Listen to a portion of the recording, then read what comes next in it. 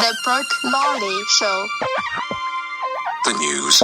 Hello, ladies and gentlemen. This is the Brock Lawley program. My name is Brock Lawley. I am your fearless host. This is the show that tackles the news headlines, sifting the leftist alphabet soup, Democrat Party, media, sorry for the redundancy, lies.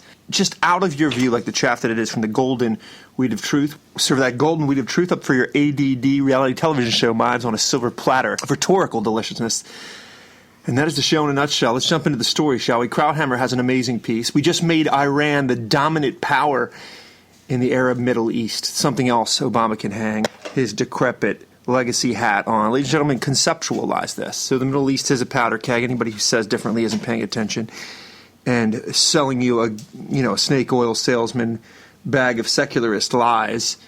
But just imagine this, okay? So you have the Middle East, tug-of-warring for throat cutting, all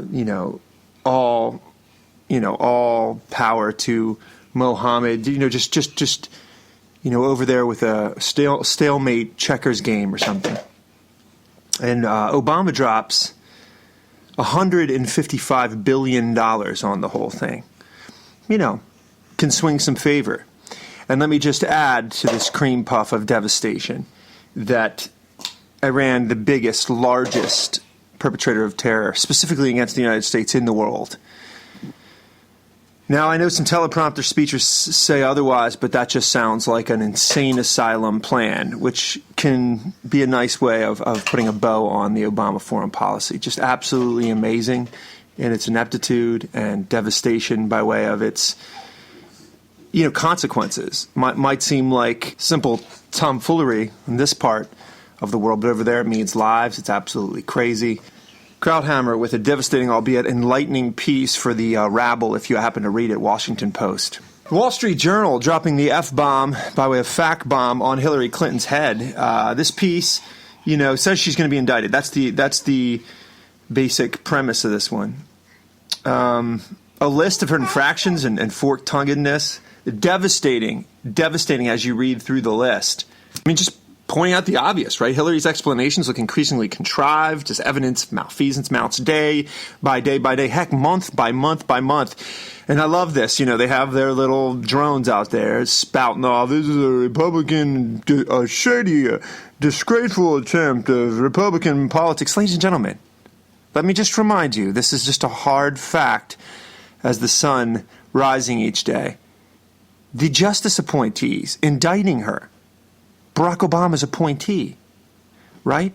The FBI agency indicting her with this evidence, Barack Obama. All these bureaucrats from the Obama White House.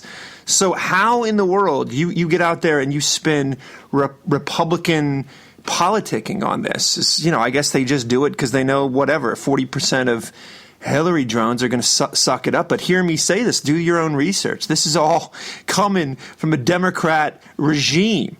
The stuff's watertight, and she deserves to be indicted. She deserves to be indicted. People's lives are on the line, and likely people lost their lives. And certainly your security is undermined by all this ridiculousness. New evidence emerges indicting Vladimir Putin in that poisoning. You remember that dissonant? I don't know if you saw those pictures where this 30-some-year-old guy turns into an 80-year-old guy overnight. Now the UK has the Brits. The bad teeth Brits have hard evidence that, Vlad didn't personally inject the poison, but he had everything else done. Let's not, this guy, he's a little bit of a reality television star by way of his personality, and he certainly is entertaining. And at the very, very, best, what you can say is he's a nationalist caring about his country. But this guy is a thug. He's an absolute thug. And that should concern you. And we've spent the last 8 years capitulating him. He's running all over the globe. You can forget that with the throat cutters gobbling up the headlines of evil. But there it is. Wall Street Journal, again, has the story. Score one for Ted Cruz in the character deposit. Let me tell you, Wall Street Journal has this piece as well. He takes a brave stand on ethanol, ladies and gentlemen, with his back against the wall in Iowa, where they're receiving all that coin from the coffers of the federal government in regard to ethanol subsidies. It's wrong. It's wrong for the country. It's wrong for the economy. Makes no sense by way of our energy to be using. Just to give you a real brass tack here, we're using our food. We're using our food to come up with some. This used to be some sort of green gone wild thing, although the greenies have turned on it since. But you might go up to the pump and you'd see this many percentage points of ethanol in your fuel. It's just madness, right? It's just it's when political interest rather than rational, thinking governs your world. But nonetheless, Ted Cruz looks in the face of the crowd that's benefiting this and takes a bold stand. You got to give the guy that. He's principled, and I like that about Cruz. Wall Street Journal has that piece again. Takes a principled stand on ethanol. He's the only one that I've found that did this, by the way. I think Rubio did too. I'm not sure, though. National Review. I love this magazine, but I told you it's littered with rhinos. It lines up against Trump. They think he's too big of a risk. I haven't taken any stand on this. I'm a huge fan of Cruz by way of his principles and his track record. Of that, there can be absolutely no debating. But I don't jump to slit the Republicans' throat. I think it's all nonsense. We have the Democratic Party as arsenic in the veins of this nation. That's where we should focus the entire breadth and width of our arsenal, I've always thought. But the National Review looks at Trump as a huge threat. Politico has that piece. Hamas admits terrorism has nothing to do with despair in the Palestinian state, except for it isn't a state. Let's call it the Palestinian territory. Chosen by the way, the Palestinians under the terrorist regime of Hamas and many other Middle Eastern actors, plunging those people into poverty, isolating them from the nation, because all they care about is killing Jewish children and Jewish elderly people. Anybody essentially that's Jewish. That's the reason. Hear me say this. This is the 120 proof truth I'm going to hit you with here. That's the reason that Palestine is in the situation it's in. It's the reason for the blockades. It's the reason for the safety precautions. It's the reason for the poverty. It's the reason for the fear. It's the reason for the lack of education. It's the reason for everything they have going on in Palestine that is problematic is their fault, because all they want to do is kill Jews. The day they decide we no longer want to kill Jews is the day a huge influx of money and prosperity enters that country. But anyway, Hamas. There's a piece in Israel, Hamam.com. I'm going to spell it for you. Israel, HAYOM.com has the piece. It's illuminating, actually, for those who want truth. I know nobody with a college master's pursuit or college professor, MSNBC reporter, or Democrat at large really cares. They just hate Israel blindly, like some sort of blind streetwalker. But if you care, if you want truth, there you go. I steer you in the right direction. Can't make you drink. I can't make you think, but I can lead you to the water. Everybody out there on the left is worried about Hillary. Everybody, including Bill. How did Sanders regain the momentum? Big, huge question mark. I mean, that's just flowing from alphabet soup. There's a piece in Bloomberg. Don't miss the last paragraph, by the way. Bill Clinton, that's right. That's right. He admits that hating millionaires and billionaires is all right. That's all right as long as you don't hate. You can't hate Big Willie Clinton. I might have billions of dollars, but it's all in my pants. You know what I mean? That's right. Ladies and gentlemen, she's on the ropes, and it is amazing when Bernie Sanders is seriously threatening your campaign. I mean, Barack Obama, that's one thing, right? Dude's got a great jawline. He's got a voice like a demigod. They write him a good speech and put some pillars and some reverb on his voice. He sounds like the second coming. But Bernie Sanders, he's got one foot in the grave. He's a full-throated socialist, and he's just body-blowing Hillary Clinton against the ropes of politics. What a joke this party is. And the media should tell you that. Anyway, Bloomberg.com, amazing piece.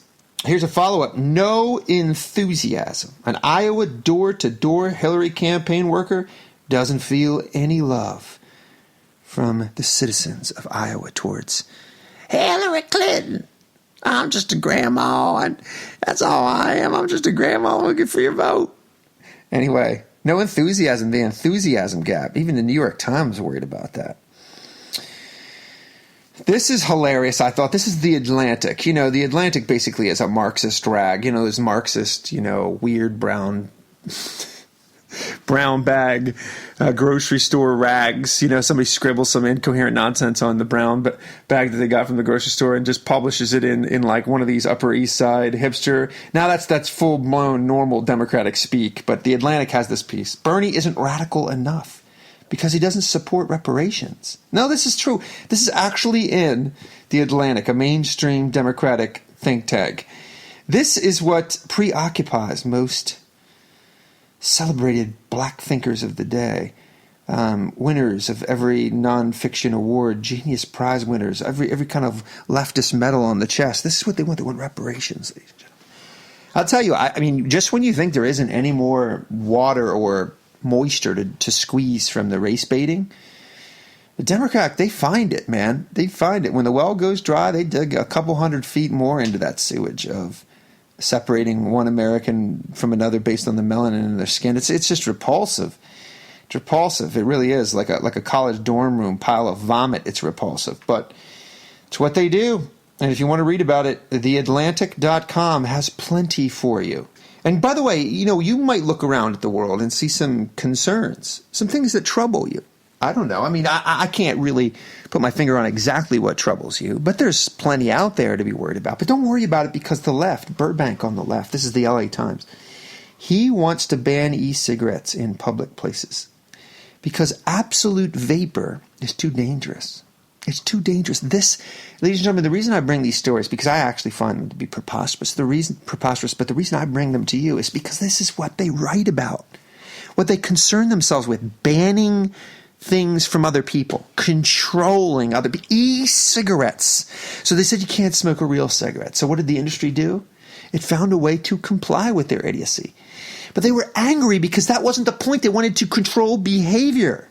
The left is so totalitarian, so egalitarian, so authoritarian. It's just in the very DNA of the ideology, and it's terrifying. Anyway, LA Times has that piece.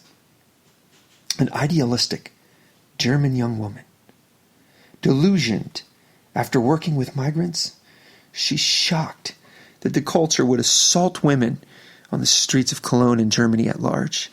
I'll tell you, when the reality of this world collides with the leftist la-la land, it's a dangerous thing. I've seen it in my life. I've seen it once these kids graduate from college and, take a big sip of reality, and it's just like ditch water to them. They've had their head pumped full of so much collectivist, Peter Pan nonsense in college and leftism, and it just stings when reality hits. Now just bear in mind, conservatives told everybody that there's a clash of civilizations and that culture does not understand Western values. But, PC had to trump. PC had to win. Why? Because they've been spouting it so long. Oh, it's so sad. It is so sad. Sadly, ladies and gentlemen, that's the world as it spins under leftist rule. Be a people of fortitude, character, and abounding courage. BrockLawleyMusic.com.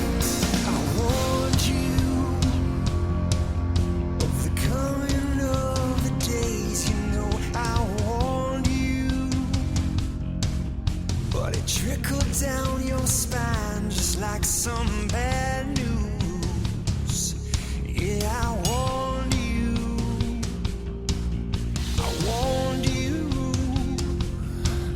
of the distance in the night. I tried to hold you, but it's never all that tight. I warned you. A Brock Lawley production. Yes.